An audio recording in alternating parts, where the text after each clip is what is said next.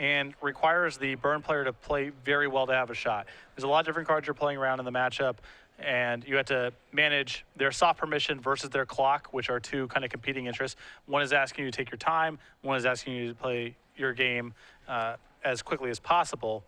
The real key to the matchup is how much early pressure does Hoey have.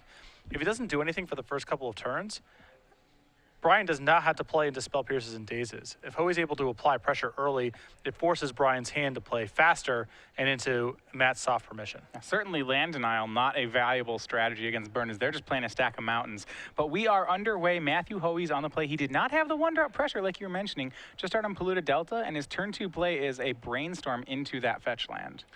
And these are the kind of hands that are actually fairly easy to beat out of the rug side. Now, Hoey's brainstormed to 3 lands. That's obviously very bad. But the times where they just don't do anything for the first couple of turns.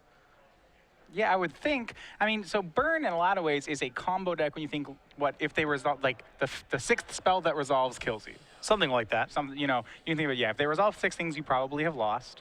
Right, it just seems like you're giving Brian time to find 20 points.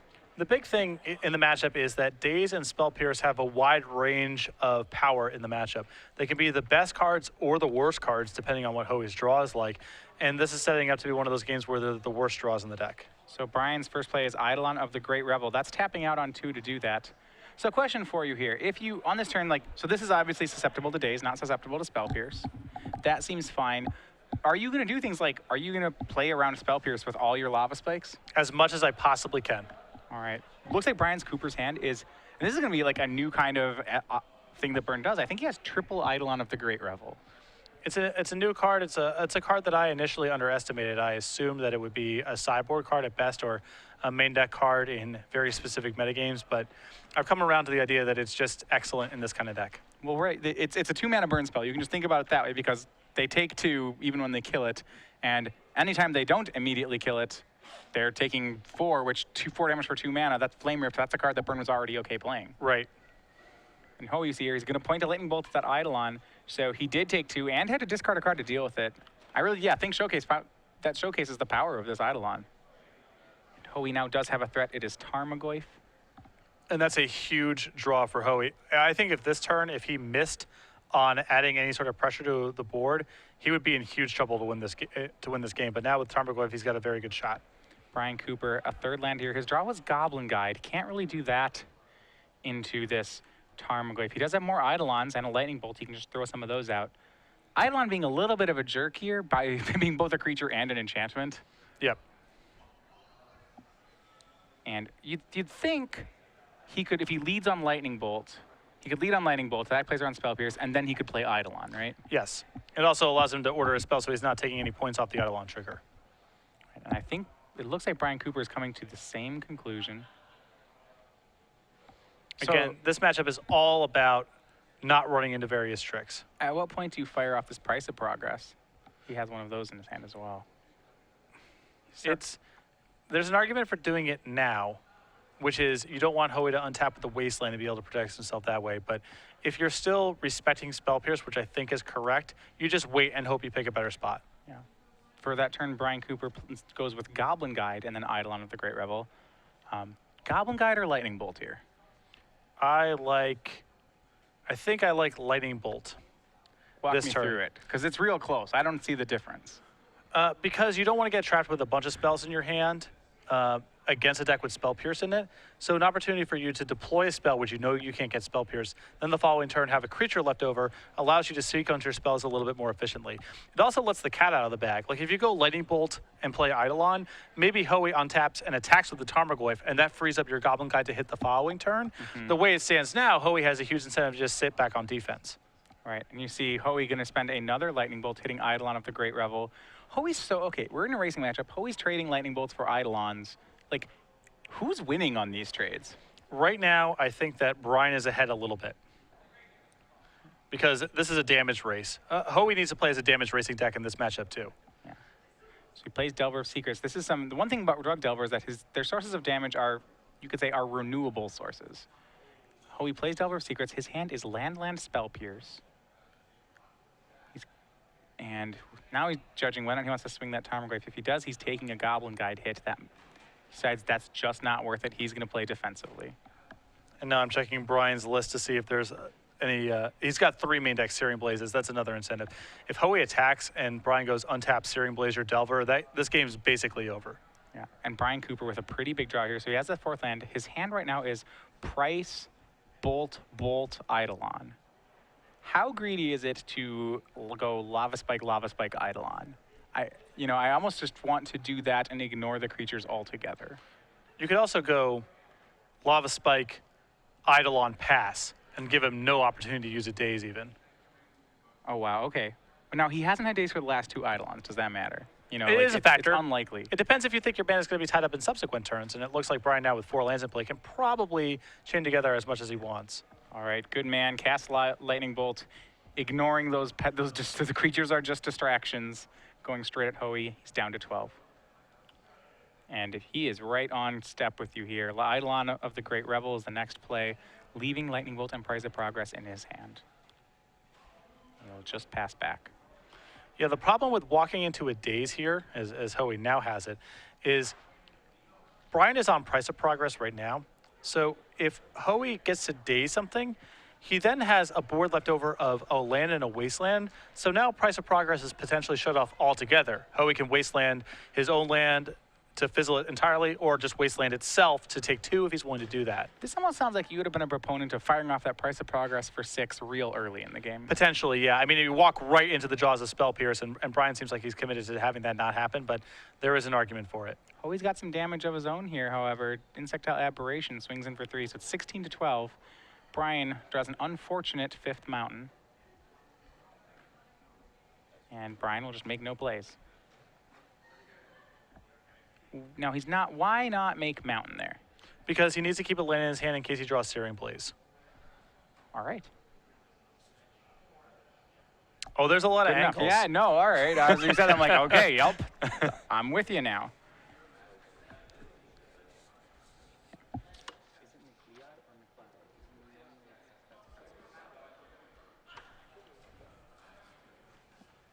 And another land for Brian. This can be the bane of it. Is 13 to 12. Brian still has the lead. Remember, his burn spells burn him too. Yeah, with his Eidolon. This was actually the exact matchup that made me nervous about putting Eidolon in the main deck. Yeah, you don't actually want to, because they can do this too. They don't actually have to play things. Right, you're on the razor's edge as it stands in the Rug Delver matchup, and I think Eidolon makes the deck worse. He's going to play Scalding Tarn. He has Lightning Bolt and Price of Progress. Right, you're right though. Price of Progress currently does nothing. If Hoey doesn't want it to do something, I mean, it forces Hoey to play Daze, and actually Daze doesn't save any damage because if you pick up a land, you're taking 2. Yeah, not with the Eidolon in play, correct? Yeah, but Hoey's content just swinging a flyer, and his draw he has a Stifle as his draw here. That's not going to do that. But you could stifle an Eidolon trigger. And then I thought about that. And it's like, well, that's not particularly good. It's basically the red version of stifling a standstill. Right. So now Hoey gets ahead. He's going to go ahead and swing the Insectile Aberration. Does Brian Cooper have to bolt the insect at some point here? I think he can afford to take 1 more hit. All right, goes down to 10. And cracks a fetch here. I would have sat on this fetch land. There's a couple reasons here. One is it doesn't thin out your deck that much.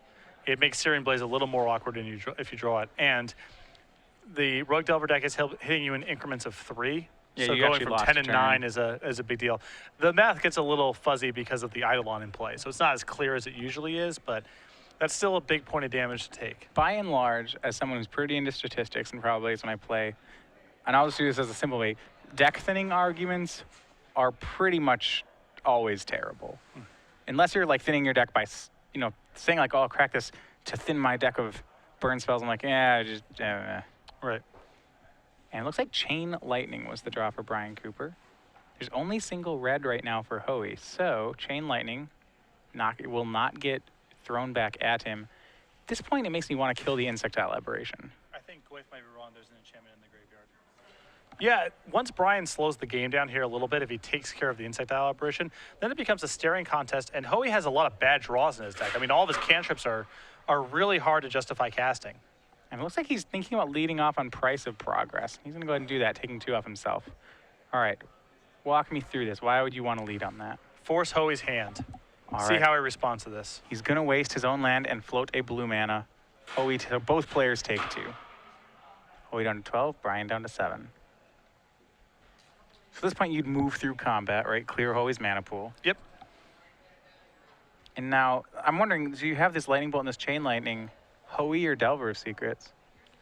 Well, if he takes another hit, he is getting locked. I mean, Tarmogoyf is basically mowed at this point. I think you had to kill the Insectile Aberration. So in that case, it would be chain lightning at the insect, right? Yes, correct. That does add sorcery to the graveyard for Tarmogoyf, making him lethal, however. Well, Tarmogoyf's going... he has to chump block Tarmogoyf anyway, because taking the hit locks Brian out of playing every non-Fire Blast spell in the deck anyway. All right, he goes down to 5, shoots Hoey down to 7, and he's gone at Hoey, not at the insect. Set Hoey down to 7, Brian at 5. So this lightning bolt's his last spell, right? Yep. I mean, this line seems like it just lost to me. I don't understand it. Right? Okay, he's gonna use the bolt now. Going to 3, he's gonna bolt the Insectile Aberration. But he didn't play around the Spell Pierce this time. And if Hoey Spell Pierce is here, he just wins, right? Well, I think he may lose to 2 Fire Blasts if that's something on his radar. No, because the second, oh yeah, he could lose to some Fire Blasts, but But he's probably yeah. losing to 2 Fire Blasts next turn anyway. He can't protect if himself he from had 2 that. Fire Blasts, Hoey was probably dead one of these past turns. Yeah, Spell Pierce, Hoey will go to 5, and he's gonna get the game. Now we get Brian dying with a land in his hand there. Float out a little bit. You can see Hoey knows that that was a sweat. There's a lot of harrowing draws that Brian can have there. I think Brian, for the most part, navigated that game pretty well. He definitely has a good strategic understanding of what's going on here, but just drew a little too much mana there. At what point, and I want to go back, once you have that Eidolon play, at what point do you have to kill this Delver? I think he waited 1 turn too long. Okay. Because once you have it in play, there's a lot of draws in the Rogue Delver deck that get a lot worse. I mean, all their Brainstorms, their Ponders, their Soft Permission, so on and so forth. So I think you actually have kind of a weird amount of inevitability in that spot. But you have Fire Blasts. Yes, that's your inevitability is Fire Blast? Yes. Okay, so you just sit there, stare at the Tarmogoyf for a while, and then Fire Blast him. Right, and it's basically a race. He needs to find a second Tarmogoyf before he can start attacking you. And so I think that's a spot where you play a little more conservatively and just get rid of the Delver. All right. Well, those players are going to go to the sideboard. We'll bring you back into the booth, however. If you stayed with us all day, then you know we did this morning. We did some giveaways. We're going to do more giveaways. This is of Star City Games Premium, so we're in the top 8. That means 3 months of Star City Games Premium will be given away to one person on Twitter if you're following us and tweet the correct answer to our question with the hashtag SCG Premium. At the end of the top 8 rounds, a player will be selected to get a subscription of 3 months to our SCG Premium content. So we were talking about GP Orlando, right? Yeah, we have been. All right. Quite a bit. You have a question for us? Or do I have a question for us? I think you have a question for us. Okay. Awesome. So we covered this morning that GP Orlando, if you follow it on magicgp.com, you'll notice that we have a whole thing set aside for GP Orlando. There's customizable pins. This is a little bit of a specific one, but I'm going to go with it right away because I think it's way too cool. Okay, so there are lots of different pins you can win for playing in events at GP Orlando. And I am looking for the name of the blue-themed pin of GP Orlando. So you have to do a little bit of research here. This is not a simple one. It's not a simple one. You've got to put in a little bit of work If here. there's it is modeled after an amusement park, and there's a blue section to the amusement park. This would clearly be the section you'd want to hang out in the entire time. Yeah, GP Orlando has a lot of pins given away. They're associated with certain parts of the playmat, so name the blue one. All right. If you believe you know the correct answer to that, you may have to go over to magicgp.com. They're all named after Magic cards. So it is a Magic card that you would associate with a blue mage, as a hint there. If you know it, make sure you have that hashtag SCG Premium, tweet at SCG Live, and at the end of the top 8, we'll have that person receive 3 months of SCG Premium. Do some work. All This is a tougher one than what we usually do. All right, back into our round. We have Brian Cooper down a game to Matt Hoey right now. So looking at the sideboard here that Brian Cooper has, 2 Graph Digger's Cage, 3 Fairy Macabres, 2 Power Stack Pillars, a Sulphuric Vortex, a Searing Blaze, a Searing Blood, Force, Smash to Smithereens, and a Surgical Extraction. Well, I dislike all of these cards against Rogue Delver. all of them, including the Searing Blaze or Searing Blood. Well, I think that you can keep in some number of Searing Blazes, but you can only have so many of them because it doesn't target Nimble Mongoose. It really does just not kill hits Delver. Tarmogoyf. It's only Delver of Secrets. So I think having a couple copies is acceptable, but I wouldn't want to go beyond that. And past that, you know, a lot of these cards either aren't functional or aren't well suited to attacking Rogue Delver. So Searing Blood always kills Delver and deals 3. Searing Blaze can be cast as a Lava Spike on a Tarmogoyf. So there's like slight upside and difference in the cards. Also, your opponent can bolt their own Delver to fizzle a Searing Blood. They cannot do the same thing with Searing Blaze. So that said, if I were only to be playing one of those 2 cards in this matchup, it's Searing Blaze then? I think by a slight margin it's Searing Blaze, but it's very close. I mean, Searing Blood's a little more flexible with the timing, which is helpful when you're playing around Spell Pierces and Dazes to not have to, you know, finagle it in any specific way. It's close. I think Searing Blaze is slightly better because you can catch it on Tarmogoyf, and Searing Blood is just straight in your hand. On Hoey's side, 2 Curse Totems, 2 Grafdigger's Cages, an Ancient Grudge, 2 Fluster Storms, 3 Pyroblast, 3 Submerge, 2 Rough Tumble. I like the Fluster Storms a lot in this matchup, and that's about it. Yeah, anything that can counter a burn spell seems pretty good. And Fluster Storm can do that, so we tend to agree. But mainly it's just this main deck matchup. Watching game 1, I actually kind of like Brian in this matchup. I know he didn't get game 1, but I felt like he had some play. I don't know. I wasn't sure, but I felt like watching the game up until he lost, I felt like Brian was going to win. Yeah, I think, and also it's worth noting the turn that Hoey drew the Tarmogoyf, if he doesn't draw exactly Tarmogoyf or a way to find it, that turn I think he doesn't have a shot. Tarmogoyf did all the heavy lifting that game. Yeah, Tarmogoyf, is it fair to say Tarmogoyf is the most important card in this matchup from the Rogue side? It's better than every other card in their deck by a lot. I think after that, Spell Pierces and Dazes are the next most significant cards. Nimble Mongoose has moments of being really good. It also has moments of not being very much to do about anything, but Tarmogoyf is their best card in the matchup. All right, both players going to 6 here. That's something which I would, when you're going to 6, Burn seems like a deck that's a little ill-suited to Mulligan. I would be fine Hoey playing a 6-on-6. I'm the one with the Ponders in my deck. Yeah, for sure. And also, you know, Burn has to resolve a certain saturation of spells, whereas Hoey can just play a Tarmogoyf and that can win the game on its own. Brian can't do the same thing with a creature. Lava Spike can't really win the game on its own. It needs some help. It needs help. But all right, we do have some updates from the other side of the bracket, and this could be an upset in the making. Colin Logan does take game 1 from Tom McLeod. That means Death and Taxes up a game on his Lands opponent. Pretty surprising stuff.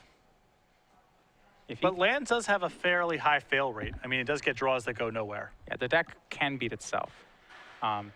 Also the winner of this game is going on to play the winner of Nathan Keithley and Chris Allen. That's a Jund versus Omnitel matchup. That one is all tied up as the players are entering game 3.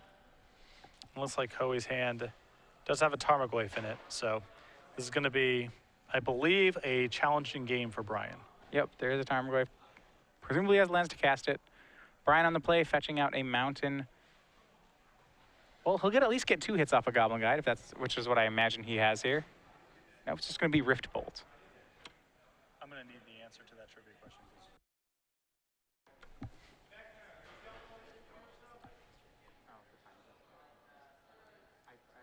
didn't have a question. So now I'm, you know, this is one of those spots where it's not even intuitive to me if you necessarily want to suspend the Rift Bolt because you are walking it right into a Spell Pierce. Walking into a Spell Pierce. Yeah, and Hoey, I believe, well, it does have it. Well, he could have this or Stifle, so it's one of the two. Stifle, he can't really play around regardless. There's a couple costs here. One is, you know, trading 1 for 1 here is really bad just in general when in the matchup and when both players have mulliganed. Secondly, putting a sorcery in the graveyard this early means that if Hoey does have a Tarmogoyf as a follow-up, it gets a lot worse. So I think Hoey actually stifles. There's a trigger when you remove the last time counter, you may cast a card without paying its mana cost. And I think if Hoey stifles that trigger, the Rift Bolt actually ends up in exile. Right, okay. So that's not an issue with the Tarmogoyf necessarily, but it's still pretty rough to walk that into a potential Spell Pierce. Yeah. And anyway, Brian Cooper chain lightnings him. So sorcery is now in the yard. Yeah. It looks like Cooper has, his hand is Mountains number 3 and 4 and 1 burn spell. This is a long ways off from 16. So the sequencing I would have preferred if Brian had Chain Lightning in the opening hand would be to Chain Lightning on the first turn and then suspend Rift Bolt on the second turn so you can pay for a Spell Pierce. Okay. That does sound better. All right. Hoey here is going to go ahead and crack a second fetch land, and that's going to be Tarmogoyf. Or actually, my mistake, it's going to be a pair of Delvers. Hoey, he senses weakness here. He's going to go aggressive. I think he's still better served by playing the Tarmogoyf first, as that's a much more stable attacker. It's better in case Brian has Searing Blaze or Searing Blood in hand. But this is also the fastest possible clock. This may not matter. Brian Cooper sends another Chain Lightning at Hoey's upstairs, but right now Cooper's hand is all land. Hoey, fortunately for Cooper, didn't draw an instant that turn, but he's still got a lot more damage on the board. And I would say it looks like Hoey's going to be able to close this one out as soon as he flips those Delvers. Yep, and I like this play a lot from Hoey, not leaving up Lightning Bolt, instead leaving up Wasteland to protect himself from Price of Progress. He's so far ahead, he just needs to not die. He needs to not die to some big burn spells. Yeah. Another small thing here, Brian here fetching at the end of the turn to thin his deck out.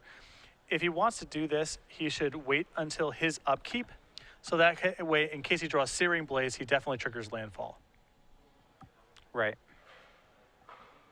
If he's going to thin, there's no reason. And this is something actually, when I started playing Legacy, so I've been playing like Extended and Modern for the longest time, which had this autopilot thing of end step cracking fetch lands. I had to work that out of me when I play Legacy. Yeah, it's easy to get into that habit, but... Like, oh yeah, I mean, it's a shock land, right? And the draw is no help to Brian. It's Goblin Guide. We see a 3/4 Tarmogoyf on the other side. Goblin Guide's going to come down, but he can't even attack. 2 Mountains for Cooper. I don't know if he can even stack his deck to get this one. Yeah, Brian does not have the most important sideboard card for this matchup, in my opinion, which is Ensnaring Bridge. Without it, you're at the mercy of then drawing Tarmogoyf, and Hoey's found it in the sideboard game. That's interesting. So you do play, so this matchup is bad, like, is difficult enough that you need things like Ensnaring Bridge. It's not necessarily that it's difficult enough, it's that the cost is low and the upside is huge. I don't like the creatures very much in this matchup because they have bolts and Tarmogoyf's good at blocking and all that kind of stuff. I'd rather convert into a pure burn deck, and in that world, Ensnaring Bridge makes a lot of sense. Do you count Eidolon and the Great Rebel as a creature? That's the first card I would cut out of my deck in this matchup. Okay. I suppose if we're not bringing in Pyrostatic Pillar, that means we're not, like, Eidolon and the Great Rebel is not really much better. Correct. All right, and we see both those Delvers flipping off a Ponder. That's 9 points of power for Hoey. Readjusts the die here. It's 10 points of power for him. This is a 2-turn clock. Even through a chump block, it's a 2-turn clock. Yeah. I think Hoey's just trying to figure out if there's any sequence of cards that kills him from here. If he gets, if he attacks with the Tarmogoyf, does Goblin Guide plus some weird sequence of stuff kill him? Price plus, no, if he leaves up that wasteland, I'd be like price plus 2 Fire Blasts. Yeah, there's not cards that do it. This is Flame Rift. Good old Flame Rift. Good old, both players take 4, and that's going to do it. Matt Hoey moves on to the semifinals with a convincing 2-0 win over Brian Cooper. Yeah, Brian's draws were not great, and Matthew played very well and had the critical Tarmogoyf there. All right, so with that match in the books, we are going to bring you over to some more of our top 8 matches in action. We mentioned the match we're going to bring to the booth, but the other match is Colin Logan versus Tom McLeod. This is Death and Taxes versus Lands. We're going to see that one in action. The Death and Taxes player, Colin Logan, was able to take game 1. Will he be able to, what we believe is break serve and take another game?